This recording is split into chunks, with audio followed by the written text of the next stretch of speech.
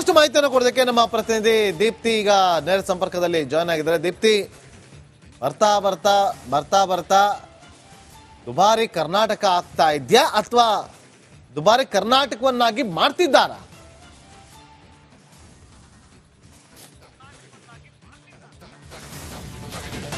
Guarantee ಯೋಜನೆಗಳನ್ನ ಕೊಡ್ತಿರುವಂತಹ ಸರ್ಕಾರ ಜನಸಾಮಾನ್ಯರಿಗೆ ಬದುಕೋದನ್ನೇ ಕಷ್ಟ ಮಾಡೋ ರೀತಿಯಲ್ಲಿ ಇವತ್ತು ಎಲ್ಲದರ ಬೆಲೆ ಹೆಚ್ಚಳವನ್ನ ಮಾಡ್ಕೊಂಡು ಹೋಗ್ತಾ ಇದೆ. ಪ್ರತಿನಿತ್ಯ ಬೆಳಿಗ್ಗಾದ್ರೆ ಇವತ್ತು ಯಾವ ದರ ಹೆಚ್ಚಳ ಆಗ್ತಾ ಇದೆ ಅಂತ ಹೇಳಿ ಜನ ಯೋಚಿಸುವಂತಹ ಮನಸ್ಥಿತಿಗೆ ತಲುಪಿದ್ದಾರೆ. ಒಂದಾದ್ಮೇಲೆ ಒಂದು, ಅಟ್ಲೀಸ್ಟ್ ಒಂದೇ ಒಂದು ಇವತ್ತು ಕಮ್ಮಿ ಆಗಿದೆ ಅಂತ ಕಳೆದ ಒಂದೂವರೆ ವರ್ಷದಿಂದನೂ ಕೂಡ ಯಾರು ಕೂಡ ಕಾಣಿಸಿಲ್ಲ. ಬೆಳಿಗ್ಗೆ ಒಂದೂವರೆ ತಿಂಗಳು 2 ತಿಂಗಳಿಂದನೂ ಕೂಡ ನಿರಂತರವಾಗಿ ನಂದಿನಿ ಹಾಲಿನ ದರ ಹೆಚ್ಚಳ, ಮೊಸರು ದರ ಹೆಚ್ಚಳ, ಪೆಟ್ರೋಲ್ ದರ ಹೆಚ್ಚಳ, ಬಸ್ ಟಿಕೆಟ್ ದರ ಹೆಚ್ಚಳ, KSRTC ಬಸ್ ಅದ್ರ ದರ ಹೆಚ್ಚಳ, ಟೋಲ್ ದರ ಹೆಚ್ಚಳ, ಈಗ ನೀರಿನ ದರವನ್ನ ಹೆಚ್ಚಳ ಮಾಡಿರುವಂತಹ ಸರ್ಕಾರ ಕರೆಂಟ್ ಏನಕ್ಕೆ ಬಿಡೋದು ಅದನ್ನು ಕೂಡ ಮಾಡೋಣ ಅನ್ನೋ ರೀತಿಯಲ್ಲಿ ಕರೆಂಟ್ ದರ ಹೆಚ್ಚಳಕ್ಕೂ ಕೂಡ ಮುಂದಾಗಿದೆ. ಎಲ್ಲಾ ಎಸ್ಕಾಂಗಳು KERCಗೆ ಮನವಿಯನ್ನ ಕೊಡೋ ಮೂಲಕ ದರ ಹೆಚ್ಚಳಕ್ಕೆ ಪ್ರಸ್ತಾವನೆಯನ್ನ ಸಲ್ಲಿಸಿದೆ. ಇನ್ನು ಏಪ್ರಿಲ್ ತಿಂಗಳಿನಿಂದ ಮೊದಲ ವಾರದಲ್ಲೇ ಈ ಒಂದು ಹೊಸ ದರ ಜಾರಿಗೆ ಬರುವಂತಹ ಸಾಧ್ಯತೆ ಇದೆ. ಜೊತೆಗೆ 3 ವರ್ಷಗಳ ಕಾಲ ನಿರಂತರವಾಗಿ ದರ ಹೆಚ್ಚಳವನ್ನ ಮಾಡಿ ಎಷ್ಟೆಷ್ಟು ಮಾಡಬೇಕು ಅಂತ ಹೇಳಿ ಎಲ್ಲಾ ಎಸ್ಕಾಂಗಳು KERCಗೆ ಪ್ರಸ್ತಾವನೆಯನ್ನ ಸಲ್ಲಿಕೆ ಮಾಡಿದೆ. 67 ಪೈಸದಿಂದ ಹಿಡಿದು 90 ಪೈಸದ ತನಕ ಹೆಚ್ಚಳವನ್ನ ಮಾಡಿ 3 ವರ್ಷದ ಅಂತರದಲ್ಲಿ ಅಂತ ಹೇಳಿ ಪ್ರಸ್ತಾವನೆಯನ್ನ ಕೊಟ್ಟಿರುವಂತದ್ದು. ಈ ಮೂಲಕ ಮತ್ತೊಂದು ಲೆಕ್ಕಾಚಾರ ಏನು ಅಂತ ಹೇಳಿದ್ರೆ, ಸರ್ಕಾರಕ್ಕೆ ಪ್ರತಿ ವರ್ಷ ದರ ಹೆಚ್ಚಳ ಮಾಡೋದ್ರ ಬದಲು 3 ವರ್ಷಕ್ಕೆ ಫಿಕ್ಸ್ ಮಾಡ್ಕೊಂಡು ಹೋದ್ರೆ 3 ವರ್ಷ ಜನಕ್ಕೆ ಗೊತ್ತಾಗೋದಿಲ್ಲ. ಈ ಹೆಚ್ಚಳದ ಮೂಲಕ ಲಾಭವನ್ನ ಮಾಡ್ಕೊಳ್ಬಹುದು ಅನ್ನೋ ರೀತಿಯಲ್ಲಿ ವರ್ತನೆಯನ್ನ ಮಾಡ್ತಾ ಇದೆ. ಪ್ರಮುಖವಾಗಿ ಈ ದರ ಹೆಚ್ಚಳ ಉದ್ಯಮಿಗಳಿಗೆ, ಜನಸಾಮಾನ್ಯರಿಗೆ ದೊಡ್ಡ ಮಟ್ಟದ ಹೊಡೆತ ಬೀಳುತ್ತೆ. ಕೈಗಾರಿಕೆಗಳು ಕೋವಿಡ್ ನಂತರ ತುಂಬಾನೇ ಲಾಸ್ ನಲ್ಲಿದೆ. ಅವರ ಕೈಗಾರಿಕೆಗಳಲ್ಲಿ ಅರ್ಧಕ್ಕರ್ಧ ಕಾರ್ಮಿಕರನ್ನ ಕೈ ಬಿಟ್ಟಿದ್ದಾರೆ, ಸಂಬಳ ಕೊಡಕ್ ಆಗದೆ. ನೈಟ್ ಶಿಫ್ಟ್ ಗಳಲ್ಲಿ ಕರೆಂಟ್ ಕನ್ಸೆಷನ್ ಸಿಗುತ್ತೆ ಅಂತ 3rd ಶಿಫ್ಟ್ ಗಳನ್ನ ಮಾಡ್ತಾ ಇದ್ದಾರೆ. ಸೊ ಅಂತವ್ರನ್ನು ಕೂಡ ಇವಾಗ ಕೈ ಬಿಡಬೇಕಾದಂತಹ ಪರಿಸ್ಥಿತಿ ಇದೆ.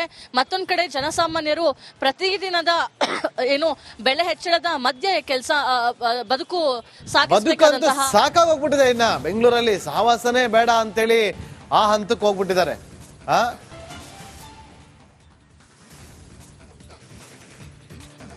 ಮತ್ತಷ್ಟು ಮಾಹಿತಿಯನ್ನು ಕೊಡೋದಕ್ಕೆ ನಮ್ಮ ಪ್ರತಿನಿಧಿ ದೀಪ್ತಿ ಈಗ ನೇರ ಸಂಪರ್ಕದಲ್ಲಿ ಜಾಯ್ನ್ ಆಗಿದ್ದಾರೆ. ದೀಪ್ತಿ, ಬರ್ತಾ ಬರ್ತಾ ಬರ್ತಾ ಬರ್ತಾ ದುಬಾರಿ ಕರ್ನಾಟಕ ಆಗ್ತಾ ಇದೆಯಾ ಅಥವಾ ದುಬಾರಿ ಕರ್ನಾಟಕವನ್ನಾಗಿ ಮಾಡ್ತಿದ್ದಾರಾ?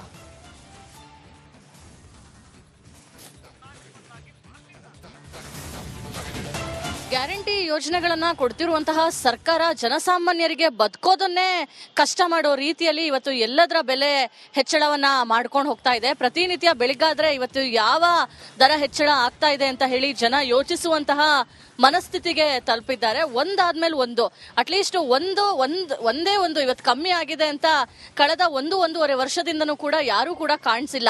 ಬೆಳಿಗ್ಗೆ ಒಂದೂವರೆ ತಿಂಗಳು 2 ತಿಂಗಳಿಂದನೂ ಕೂಡ ನಿರಂತರವಾಗಿ ನಂದಿನಿ ಹಾಲಿನ ದರ ಹೆಚ್ಚಳ, ಮೊಸರು ದರ ಹೆಚ್ಚಳ, ಪೆಟ್ರೋಲ್ ದರ ಹೆಚ್ಚಳ, ಬಸ್ ಟಿಕೆಟ್ ದರ ಹೆಚ್ಚಳ, KSRTC ಬಸ್ ಅದ್ರ ದರ ಹೆಚ್ಚಳ, ಟೋಲ್ ದರ ಹೆಚ್ಚಳ, ಈಗ ನೀರಿನ ದರವನ್ನ ಹೆಚ್ಚಳ ಮಾಡಿರುವಂತಹ ಸರ್ಕಾರ ಕರೆಂಟ್ ಏನಕ್ಕೆ ಬಿಡೋದು ಅದನ್ನು ಕೂಡ ಮಾಡೋಣ ಅನ್ನೋ ರೀತಿಯಲ್ಲಿ ಕರೆಂಟ್ ದರ ಹೆಚ್ಚಳಕ್ಕೂ ಕೂಡ ಮುಂದಾಗಿದೆ. ಎಲ್ಲಾ ಎಸ್ಕಾಂಗಳು KERCಗೆ ಮನವಿಯನ್ನ ಕೊಡೋ ಮೂಲಕ ದರ ಹೆಚ್ಚಳಕ್ಕೆ ಪ್ರಸ್ತಾವನೆಯನ್ನ ಸಲ್ಲಿಸಿದೆ.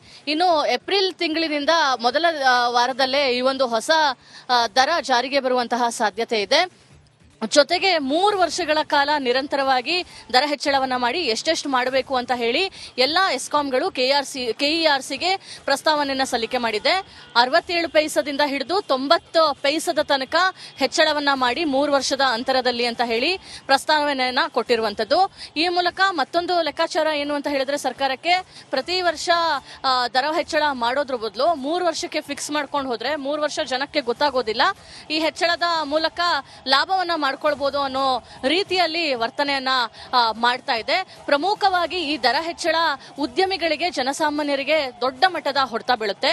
ಕೈಗಾರಿಕೆಗಳು ಕೋವಿಡ್ ನಂತರ ತುಂಬಾನೇ ಲಾಸ್ ನಲ್ಲಿದೆ. ಅವರ ಕೈಗಾರಿಕೆಗಳಲ್ಲಿ ಅರ್ಧಕ್ಕರ್ಧ ಕಾರ್ಮಿಕರನ್ನ ಕೈ ಬಿಟ್ಟಿದ್ದಾರೆ, ಸಂಬಳ ಕೊಡಕ್ ಆಗದೆ. ನೈಟ್ ಶಿಫ್ಟ್ ಗಳಲ್ಲಿ ಕರೆಂಟ್ ಕನ್ಸೆಷನ್ ಸಿಗುತ್ತೆ ಅಂತ 3rd ಶಿಫ್ಟ್ ಗಳನ್ನ ಮಾಡ್ತಾ ಇದ್ದಾರೆ. ಸೊ ಅಂತವ್ರನ್ನು ಕೂಡ ಇವಾಗ ಕೈ ಬಿಡಬೇಕಾದಂತಹ ಪರಿಸ್ಥಿತಿ ಇದೆ. ಮತ್ತೊಂದ್ ಕಡೆ ಜನಸಾಮಾನ್ಯರು ಪ್ರತಿದಿನದ ಏನು ಬೆಲೆ ಹೆಚ್ಚಳದ ಮಧ್ಯೆ ಕೆಲಸ ಬದುಕು ಸಾಗಿಸಬೇಕಾದಂತಹ ಸಾಕಾಗೋಗ್ಬಿಟ್ಟಿದೆ. ಇನ್ನ ಬೆಂಗಳೂರಲ್ಲಿ ಸಹವಾಸನೇ ಬೇಡ ಅಂತೇಳಿ ಆ ಹಂತಕ್ಕೆ ಹೋಗ್ಬಿಟ್ಟಿದ್ದಾರೆ.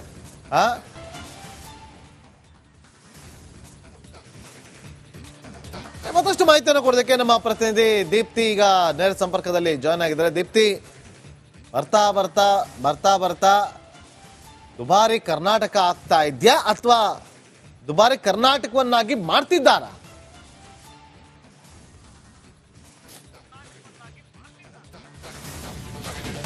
ಗ್ಯಾರಂಟಿ ಯೋಜನೆಗಳನ್ನ ಕೊಡ್ತಿರುವಂತಹ ಸರ್ಕಾರ ಜನಸಾಮಾನ್ಯರಿಗೆ ಬದುಕೋದನ್ನೇ ಕಷ್ಟ ಮಾಡೋ ರೀತಿಯಲ್ಲಿ ಇವತ್ತು ಎಲ್ಲದರ ಬೆಲೆ ಹೆಚ್ಚಳವನ್ನ ಮಾಡ್ಕೊಂಡು ಹೋಗ್ತಾ ಇದೆ. ಪ್ರತಿನಿತ್ಯ ಬೆಳಿಗ್ಗಾದ್ರೆ ಇವತ್ತು ಯಾವ ದರ ಹೆಚ್ಚಳ ಆಗ್ತಾ ಇದೆ ಅಂತ ಹೇಳಿ ಜನ ಯೋಚಿಸುವಂತಹ ಮನಸ್ಥಿತಿಗೆ ತಲುಪಿದ್ದಾರೆ. ಒಂದಾದ್ಮೇಲೆ ಒಂದು, ಅಟ್ಲೀಸ್ಟ್ ಒಂದೇ ಒಂದು ಇವತ್ತು ಕಮ್ಮಿ ಆಗಿದೆ ಅಂತ ಕಳೆದ 1.5 ವರ್ಷದಿಂದನೂ ಕೂಡ ಯಾರು ಕೂಡ ಕಾಣಿಸಿಲ್ಲ.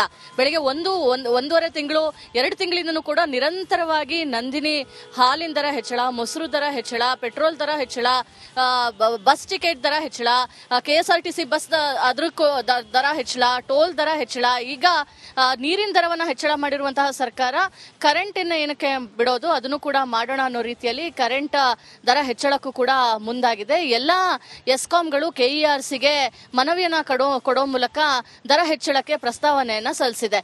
ಇನ್ನು ಏಪ್ರಿಲ್ ತಿಂಗಳಿನಿಂದ ಮೊದಲ ವಾರದಲ್ಲೇ ಈ ಒಂದು ಹೊಸ ದರ ಜಾರಿಗೆ ಬರುವಂತಹ ಸಾಧ್ಯತೆ ಇದೆ. ಜೊತೆಗೆ 3 ವರ್ಷಗಳ ಕಾಲ ನಿರಂತರವಾಗಿ ದರ ಹೆಚ್ಚಳವನ್ನ ಮಾಡಿ ಎಷ್ಟೆಷ್ಟು ಮಾಡಬೇಕು ಅಂತ ಹೇಳಿ ಎಲ್ಲಾ ಎಸ್ಕಾಂಗಳು KERCಗೆ ಪ್ರಸ್ತಾವನೆಯನ್ನ ಸಲ್ಲಿಕೆ ಮಾಡಿದೆ. 67 ಪೈಸದಿಂದ ಹಿಡಿದು 90 ಪೈಸದ ತನಕ ಹೆಚ್ಚಳವನ್ನ ಮಾಡಿ 3 ವರ್ಷದ ಅಂತರದಲ್ಲಿ ಅಂತ ಹೇಳಿ ಪ್ರಸ್ತಾವನೆಯನ್ನ ಕೊಟ್ಟಿರುವಂತದ್ದು. ಈ ಮೂಲಕ ಮತ್ತೊಂದು ಲೆಕ್ಕಾಚಾರ ಏನು ಅಂತ ಹೇಳಿದ್ರೆ, ಸರ್ಕಾರಕ್ಕೆ ಪ್ರತಿ ವರ್ಷ ದರ ಹೆಚ್ಚಳ ಮಾಡೋದ್ರ ಬದಲು 3 ವರ್ಷಕ್ಕೆ ಫಿಕ್ಸ್ ಮಾಡ್ಕೊಂಡು ಹೋದ್ರೆ 3 ವರ್ಷ ಜನಕ್ಕೆ ಗೊತ್ತಾಗೋದಿಲ್ಲ. ಈ ಹೆಚ್ಚಳದ ಮೂಲಕ ಲಾಭವನ್ನ ಮಾಡ್ಕೊಳ್ಬಹುದು ಅನ್ನೋ ರೀತಿಯಲ್ಲಿ ವರ್ತನೆಯನ್ನ ಮಾಡ್ತಾ ಇದೆ. ಪ್ರಮುಖವಾಗಿ ಈ ದರ ಹೆಚ್ಚಳ ಉದ್ಯಮಿಗಳಿಗೆ, ಜನಸಾಮಾನ್ಯರಿಗೆ ದೊಡ್ಡ ಮಟ್ಟದ ಹೊಡೆತ ಬೀಳುತ್ತೆ. ಕೈಗಾರಿಕೆಗಳು ಕೋವಿಡ್ ನಂತರ ತುಂಬಾನೇ ಲಾಸ್ ನಲ್ಲಿದೆ.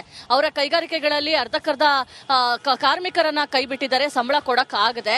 ನೈಟ್ ಶಿಫ್ಟ್ ಗಳಲ್ಲಿ ಕರೆಂಟ್ ಕನ್ಸೆಷನ್ ಸಿಗುತ್ತೆ ಅಂತ 3rd ಶಿಫ್ಟ್ ಗಳನ್ನ ಮಾಡ್ತಾ ಇದ್ದಾರೆ. ಸೊ ಅಂತವ್ರನ್ನು ಕೂಡ ಇವಾಗ ಕೈ ಬಿಡಬೇಕಾದಂತಹ ಪರಿಸ್ಥಿತಿ ಇದೆ. ಮತ್ತೊಂದ್ ಕಡೆ ಜನಸಾಮಾನ್ಯರು ಪ್ರತಿದಿನದ ಏನು ಬೆಲೆ ಹೆಚ್ಚಳದ ಮಧ್ಯೆ ಕೆಲಸ ಬದುಕು ಸಾಗಿಸಬೇಕಾದಂತಹ ಸಾಕಾಗೋಗ್ಬಿಟ್ಟಿದೆ. ಇನ್ನ ಬೆಂಗಳೂರಲ್ಲಿ ಸಹವಾಸನೇ ಬೇಡ ಅಂತೇಳಿ ಆ ಹಂತಕ್ಕೆ ಹೋಗ್ಬಿಟ್ಟಿದ್ದಾರೆ.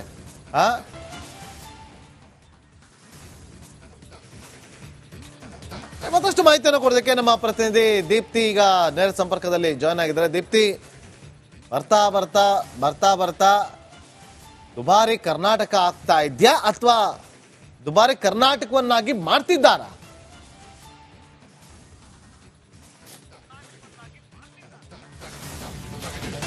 ಗ್ಯಾರಂಟಿ ಯೋಜನೆಗಳನ್ನ ಕೊಡ್ತಿರುವಂತಹ ಸರ್ಕಾರ ಜನಸಾಮಾನ್ಯರಿಗೆ ಬದುಕೋದನ್ನೇ ಕಷ್ಟ ಮಾಡೋ ರೀತಿಯಲ್ಲಿ ಇವತ್ತು ಎಲ್ಲದರ ಬೆಲೆ ಹೆಚ್ಚಳವನ್ನ ಮಾಡ್ಕೊಂಡು ಹೋಗ್ತಾ ಇದೆ. ಪ್ರತಿನಿತ್ಯ ಬೆಳಿಗ್ಗಾದ್ರೆ ಇವತ್ತು ಯಾವ ದರ ಹೆಚ್ಚಳ ಆಗ್ತಾ ಇದೆ ಅಂತ ಹೇಳಿ ಜನ ಯೋಚಿಸುವಂತಹ ಮನಸ್ಥಿತಿಗೆ ತಲುಪಿದ್ದಾರೆ. ಒಂದಾದ್ಮೇಲೆ ಒಂದು, ಅಟ್ಲೀಸ್ಟ್ ಒಂದೇ ಒಂದು ಇವತ್ತು ಕಮ್ಮಿ ಆಗಿದೆ ಅಂತ ಕಳೆದ 1.5 ವರ್ಷದಿಂದನೂ ಕೂಡ ಯಾರು ಕೂಡ ಕಾಣಿಸಿಲ್ಲ.